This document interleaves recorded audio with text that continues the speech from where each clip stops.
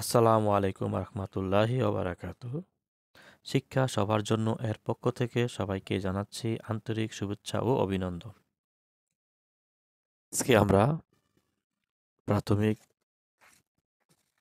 গণিত পঞ্চম শ্রেণীর পাঠ্য বইয়ের প্রথম অধ্যায় থেকে গুণ কি এবং কিভাবে গুণ করা যায় তা নিয়ে আলোচনা করব।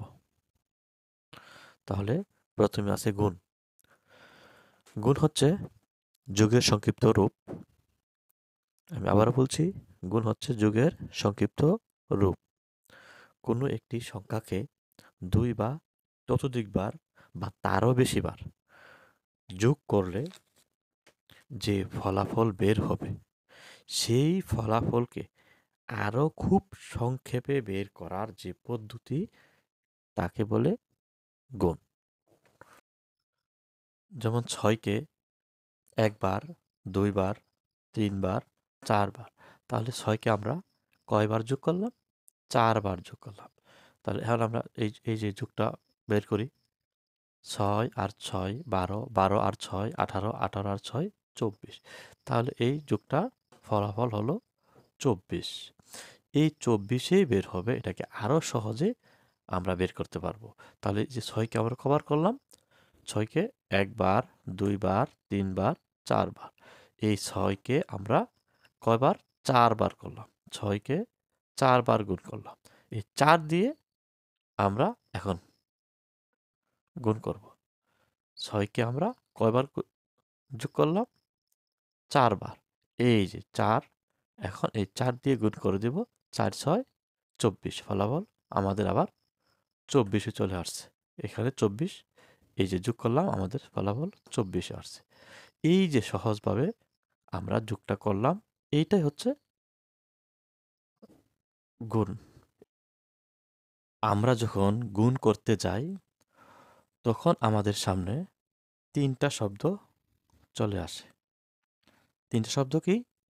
প্রথম শব্দটা হচ্ছে গুণ্য, দ্বিতীয় শব্দটা হচ্ছে গুণক এবং তৃতীয় যে শব্দটা, সেটা হচ্ছে গুণফল। তাহলে গুণ্য, গুণক, গুণফল কি?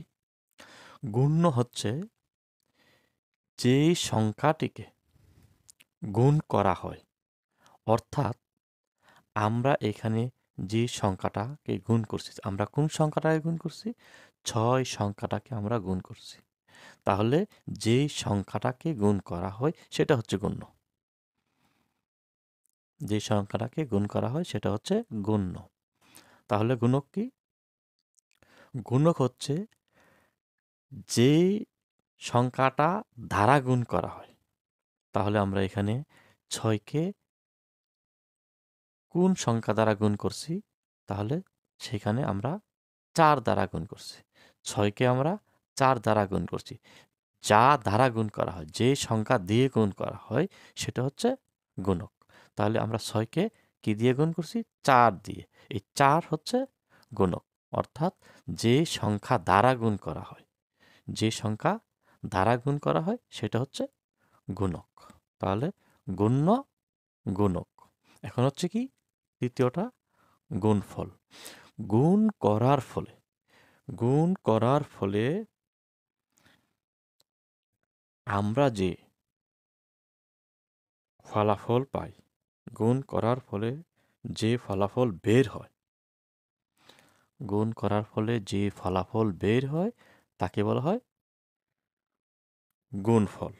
তাকে বলা হয় গুণফল। তাহলে গুণ করতে গেলে আমাদের সামনে বারবার এই ৩টা শব্দ চলে আসবে। সেটা হচ্ছে কি? গুণ্য, গুণক, গুণফল।